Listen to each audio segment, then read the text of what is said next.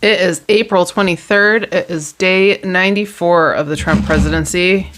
And I swear I looked cuter than this earlier, but I had to change into my nighttime clothes. I'm sorry, you guys. I can't stay in my work clothes. After work is done, I'm like, I gotta get out of this shit. You know what I mean? Like, get it off me. Also, it feels really good to be filming when it's dark outside because I started filming this show in January when it was dark as hell at like 5 p.m. And lately I've been filming so much earlier, but yeah, sorry. It's a little later tonight. It'll be a shorter show, so hopefully I can get this up for you guys quickly. It takes a long time to upload, just for your information. From the time that I'm done filming, it takes like 45 minutes before it's actually loaded onto YouTube, which is what's responsible for it being late. In any case, let's get into the news. What happened today? So, Trump basically tried to force Ukraine into a peace deal with Russia. It was a one-sided situation again. They're not asking, and when I say they, the United States, Trump, is not asking Russia to do anything. Everything that they're asking is from Ukraine's side. And then they're saying, if you do all these things, then Russia will stop bombing you, basically. But Ukraine said no, because Trump is trying to force Ukraine to give Crimea completely to Russia, which Russia illegally annexed Crimea in 2014. Long story short, Zelensky was like, nope, we're all set. And so now the United States made it clear that if they could not reach a deal today, they're done negotiating, which is fine because they're literally just negotiating on behalf of Russia at this point. Completely in Putin's lap. So what is the point? Then just go directly to freaking Putin. You know what I mean? Like, if you're going to have to, if United States is no longer actually helpful to Ukraine at this point. If anything, I would not trust them to, I don't trust them that they have Ukraine's interests at heart at all.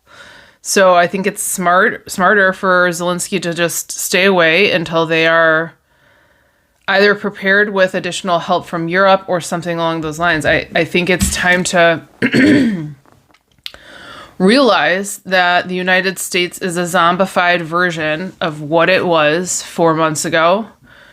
And it's not coming back, man. Speaking of which, I watched just a tiny little bit of The Last of Us today for the first time, and I couldn't even make it through episode 1. I'm like, I don't know if I can do this. But I do think that there's something very similar, and sometimes I wonder if we maybe accidentally manifested everything that's happening by talking so much about the zombie apocalypse. Remember all the way back in 2012, we would not shut up about it? Well, now we have MAGA and Trump, and it feels to me like a zombie apocalypse. It's like, that looks like someone I used to know, but their brain, they have a zombie brain now, so they're not really in there anymore. Anyways, Trump signed an executive order today that is attempting to change the way that colleges are accredited. Here again, we have these weird loose parameters that make no sense. Like, this article gave no basis. Essentially, they want colleges to be accredited based on results. What the fuck does that mean? Tell me what that means. According to who? What do you mean by results? Like, how many people graduate? What their test scores? Are these standardized tests? Like, I don't understand what that means. Does anybody? I don't know, man. I feel like it's literally just so that Trump can say, fuck Harvard and Columbia, or whoever he wants to say fuck you to. Speaking of which, they're also going to be requiring them to disclose large gifts from foreign countries, or like foreign, ex-students, etc. And people are saying that is likely to also be a dig specifically at Harvard's, because supposedly they've received large gifts in the last 12 months. I don't know. I'm sure that there'll be more coming from this. Literally, Trump basically has a list of his enemies, and then he gets in office and he just starts changing laws to try to fuck his enemies over. It's a revenge tour. It's not a presidency. It's obnoxious. Um, honestly, like, I'm embarrassed by this. I'll be honest with you. Even if in the long run this is good, I just find it frightening how unpredictable and how unpredictable he is, and how little thought goes into the decisions that he's made so far or is making still. So Trump is now saying, and I saw the clip of him fucking saying this, that he is going to possibly roll the tariffs back all the way back to down on China, back down to 55% from like 155 or 45 or whatever they are right now in the mid hundreds. Okay. That looks crazy because nothing has happened. Nothing happened to justify putting those tariffs on China in the first place, and nothing is happening to justify rolling them back. So what are you doing? And this is where, like, the markets rallied after he said that. But what happens is then investors sit down and think about it, and they're like, we don't know what this person's doing. There's no logic involved. It's not like something happened and he made this decision. He's just, unless, I mean, if the thing that happened is the polling, which we'll talk about that at the end of this show, then yeah, maybe, but that's not sufficient to make a decision like that. Do you see what I'm saying? Like, if you're going to do tariffs, buddy, you need to, like, pick something and stick with it. It's not this, like, fucking roller coaster of today it's tariffs, tomorrow it's not. Now you're in a fight with Xi Jinping and 500% tariffs. Oh, we made up, it's 10. Like, people can't plan or handle that. Then businesses are going out of business that don't need to. It's nonsense, honestly. Truly, it's nonsense. And I hope that that man needs his ear chewed off by somebody who knows what the fuck they're talking about. This story is absolutely crazy to me. And to me, I really want to hear what Trump supporters are saying about this. Honestly, like, I'm desperate to hear this, but the Trump administration just blocked disaster relief to Arkansas. Okay, so if you don't know, Arkansas just went through some pretty big, like, tornadoes and storms. 40 people died. I think some neighboring states may have, like, that number may have to do with, I think, Missouri. Some people died in Missouri too. Anyways, long story short, huge storms, tons of damage. A lot of people lost their homes. And Trump just literally rejected any aid to the state. And it's Governor Sarah Huckabee Sanders who requested individual and public assistance after those storms. And Trump said no. So, like, I mean, Sarah Huckabee Sanders is like a big Trumper. Do you see where I'm going with this? Like, this to me seems like another one of those, like, watershed moments where, like, things could snowball. And I just need to hear what Trump supporters in Arkansas and Missouri, and I don't know what the other third state is, but anyways, I want to hear what they're saying. I know that, like, Trump is doubling down on his plans to eliminate FEMA, and they want to kick everything back to the states to handle, just as climate change is ramping up to this place where, like, there's no possible way that's going to work. And here's why. Arkansas is poor as fuck. It's one of the poorest states in the entire country. They don't have any money. What are they going to pay for it with? They don't even have money for, like, their own infrastructure or anything. There are states in this country that are, like, literally just welfare states. Like, the state itself could not function without government aid. And if they really are strict about that model, like, there are states that are like, I don't know what they're going to do. They don't have any money. So anyways, I would really like to hear so much more about that. I literally just read this article today, obviously, and I believe that this just happened. Sorry, my nose is so itchy.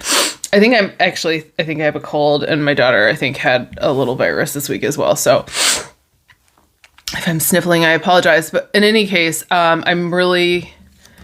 won't say I'm excited, but I feel like this is the kind of stuff I'm waiting for, because these kinds of consequences where you realize, oh, like this guy is actually not on our side.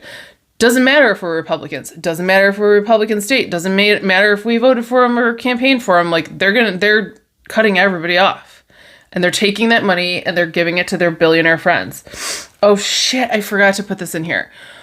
Speaking of taking money and giving it to their billionaire friends, Casey DeSantis, Ron DeSantis' wife, is in a fuckload of trouble. She just got caught in basically embezzling, is it $10 million from Medicaid in Florida? Like for their campaign, like they took it out of Medicaid. I think she's really fucked, which is amazing. I heard that story. I didn't get a chance. So I forgot to write it down. It's not in here. Go look it up though, because I bet it's a really good story.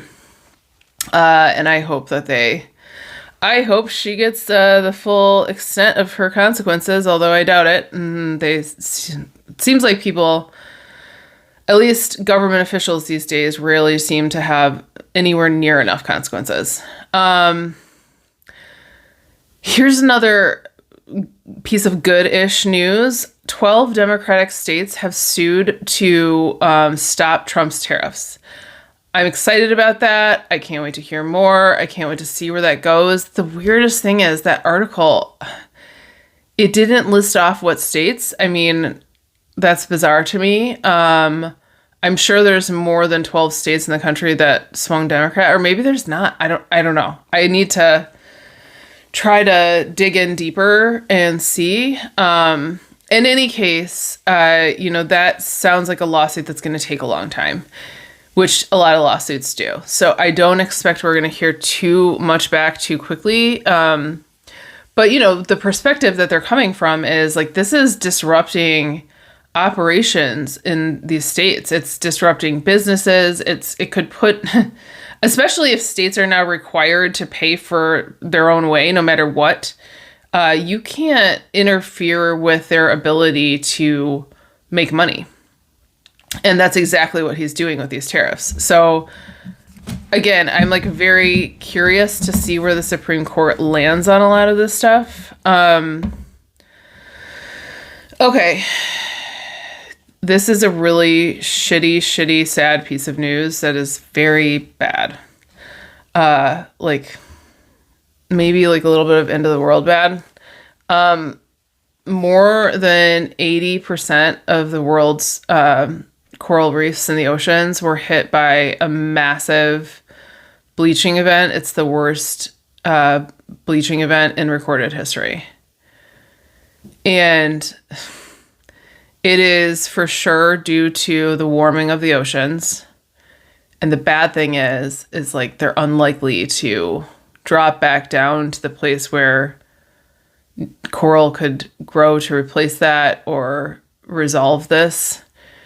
And coral is considered to be essentially the rainforest of the oceans. Like, we are stressing the oceans to a point where I don't think we have any idea what's going to happen. It's pretty scary.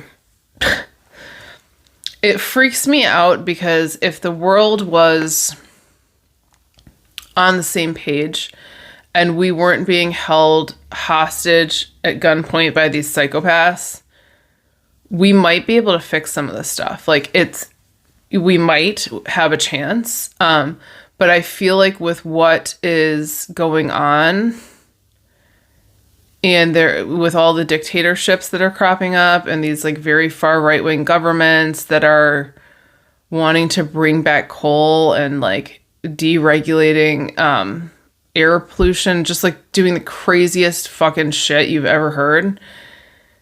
I don't know, man. I don't want to be here saying like, I don't know if we're going to make it, but I don't know if we're going to make it. I'm sorry. It's been a while since I've laughed at our demise, like specifically our likelihood of death. It's been a minute. There is this prophecy, apparently, and it's all over TikTok. So if you're on TikTok, and you can probably Google it too. I think I've seen some articles about it. There's a prophecy that says that I don't know if it says that. I didn't even like get deeply into it because at this point I'm sort of just like, whatever. If we're all gonna die, I don't even need to like hear about it or the details. I'm just trying to like, live my best life until it's over.